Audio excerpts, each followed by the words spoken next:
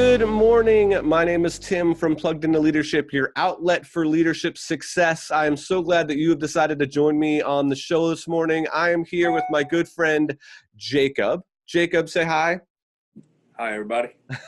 Jacob has a fantastic story that I'm excited for him to share with you. So, Jacob, tell us a little bit about something significant happened to you a few years ago that really changed a lot for you. So tell us what was going on before and what happened in that scenario. It's fantastic.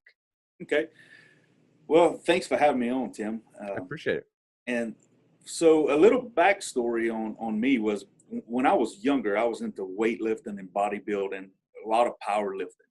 And I considered myself to be super strong. So I went from being able to pretty much do whatever I wanted and lift whatever I wanted to really, I started having some muscle twitching, some eye twitching. And every once in a while I started noticing that I would trip. I would just kind of catch my foot on something and thinking, man, maybe I'm just tired. Maybe I'm just, wore out from the day. Maybe my boots are too heavy. I had no clue. Because at that particular time I was doing only electrical work. So, at the end of the day, I was really burnt out. But then I really started noticing, even at the beginning of the day, I was really having these symptoms. So being a big, strong guy, I was trying to hide it. So I would always lean up against a wall, lean up against a desk. If I had trouble, I would use a crutch to where I'd hide it from people, even my wife. And so, I just fought it. And then she started noticing and encouraged me to go to a doctor. And I didn't want to go to the doctor, man. I was just like, no. I was a bodybuilder. I was big and strong. There is no way this guy's going to a doctor because I'm having muscle issues. No. So I denied it. And we had my youngest daughter, and so she was 8 months old at this time, and I'm sitting in my recliner.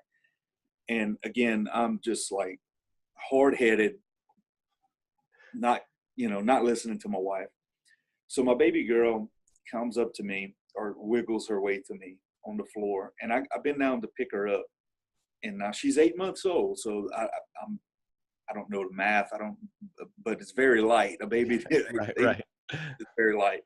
So I go to pick her up, and literally my hands can't close to pick up my baby girl.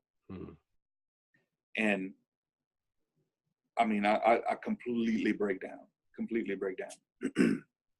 So now I'm like, okay, maybe I should listen to my wife and go to the doctor. So we go to the doctor, and my general practitioner, and he starts asking me questions. Do I have anybody in my family that has muscular dystrophy, MS, or just all kind of questions. And I'm like, no, nobody has that. And anyway, continuing on, we went to a neurologist, ruled out MS. So he sends me to Houston to a world-renowned muscle doctor and his team. So, man, I go through 3 days of rigorous, just horrible testing. By the way, tip for all the viewers, if someone ever wants to give you a muscle biopsy, schedule the surgery, make them put you to sleep. Don't do it awake. Is the most painful thing. I'm not a woman. I don't know about childbirth, but this muscle biopsy is for real. For real, yeah.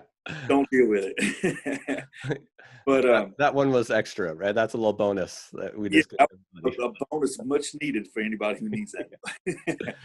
So yeah, man, I go through this 3 days of just horrible testing, and at the end of it, I'm sitting down in a wheelchair in a room, and my doctor walks in, and she's like, he didn't call it muscular dystrophy. He called it, the actual name was mitochondrial myopathy. So I was like, okay, yeah, this is something, I'm going to take some medicine for, and we're going to be good. And that's not what happened. So he walks out to, this lady walks in with Muscular Dystrophy Association, And I'm like, what are you in the wrong room? And she's like, no, you have muscular dystrophy. I'm like, well, that's not what that's not what my doctor said, you know. Yeah. And I'm ignorant to everything that's going on.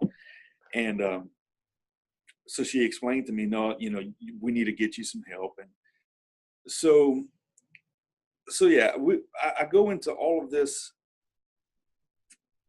emotion, like deep depression.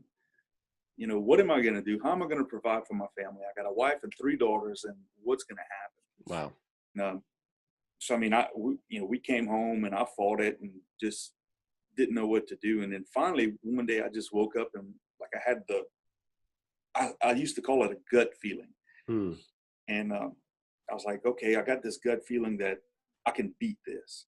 So I Yeah. just had the attitude, the mental attitude, I'm going to beat this. And my doctor made me go see a personal trainer, try to get my muscles working again. Now, at this point, my doctors told me, I was 33. They said, you'll be lucky to make it to 40 without being totally bound to a wheelchair. Wow. That's the weight that I'm carrying now. Yeah. And they said, we can't give you anything, no meds besides pain meds to help you deal with all the cramps and stuff. So I'm like, okay, you know, I don't know what to do. He said, high intensity exercise can help slow the process down. We recommend do that. So I got my trainer and started working with him. And then one night my legs were hurting so bad, man. My wife was massaging them.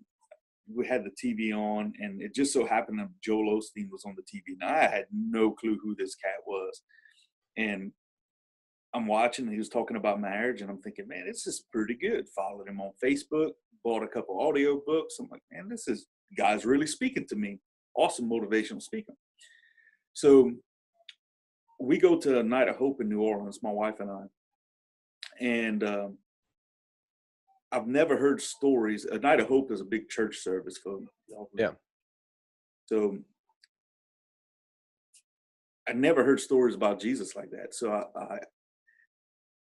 at the end of the night, my wife and I stand up, commit our lives to Christ.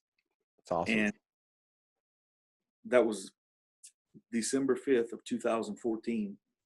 And 45 days later, I'm back in Houston with no sign of the disease in my body. Like none. Wow. I've That's never awesome. had it since. Not one symptom. That's great.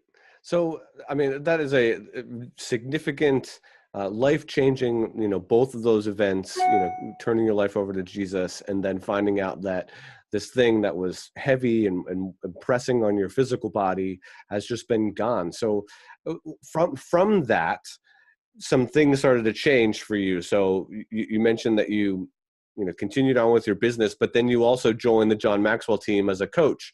So tell me a little bit about that. What was some of the path that led you from, being healed, significant change, to then joining the John Maxwell team as a coach?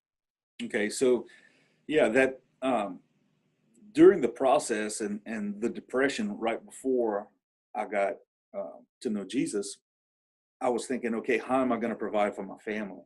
So with that, all these, again, that gut feeling we were talking about, now I actually call it a God feeling. And it was, I said, I want to be a motivational speaker. You know, obviously I couldn't use my hands anymore to play music or be in front of the people. So I still wanted to use the presence of the stage, I guess, to impact people. So when I joined the John Maxwell, I just searched and found the John Maxwell team and then realized, man, this is a really good fit for me. It was great content, great people, and it really pushed me on a path to get me into coaching. So with my wife and I actually started doing marriage coaching, and then I started doing sales coaching. And actually, you kind of, for me, I always did these things, but did them for free, and free nuggets for everybody. Yeah. But the John Maxwell team actually helped me see how I can make this a business and really make a good living for my family, also while impacting people in such a positive way. That's great. So yeah. That's awesome. So when you started on that journey, help maybe give the audience one thing. I know it's hard to narrow it down because there's probably lots, but one thing that when you applied this one thing to your leadership journey, to your growth journey, that you felt like you got the most impact. So maybe if somebody else tried this, they might find impact too. So what was maybe one thing that you really felt like gave you a lot of bandwidth and expertise from that? Okay. Um, yeah, that's really hard to narrow down. I think for me was distractions. Mm, I had to completely turn off distractions. I'm talking from I get no notifications for emails, Facebook, anything on my phone besides like a text message and a phone call. It, I have to go and log in or click on the app to get it. yeah. Um, Same thing with my computer. I have no pop-ups, no anything. So, and I got scheduled time to check them. So you have to do that to eliminate distractions so you can have very much focus time. Yeah. And that's what really made the biggest difference for me. That's awesome. Well, Jacob, I appreciate you being on today. What an amazing story.